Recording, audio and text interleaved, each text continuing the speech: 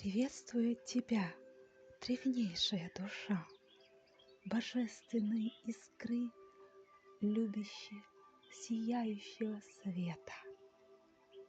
Как слаженно на этаже трехмерном играешь ты в здании мироздания Вселенной.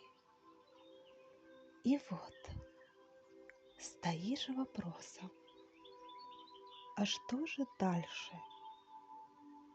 А далее тобой изученное не отвергай и не привязывай, а соедини и обнули, и вверх, и вширь, и в глубину к себе самой иди, то изначальное во всей Вселенной прояви.